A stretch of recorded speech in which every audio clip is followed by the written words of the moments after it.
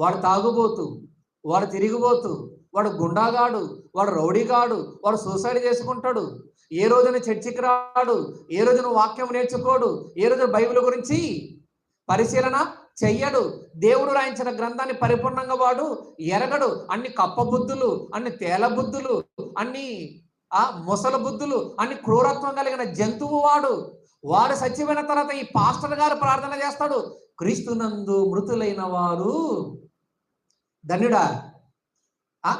Bible ఏం చెప్పింది?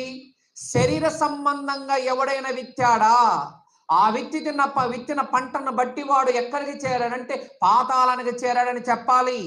కానీ పొరపాటున చచ్చిపోయిన దగ్గరకు వెళ్ళి నాలాంటి వాడు వీడు నరకానికి వెళ్ళానంటే ఏమంటారు? ఈయన పెద్ద పాస్టరా, ఈయన పెద్ద దైవజనుడా, ఈయన పెద్ద బోధకుడా అంటారా?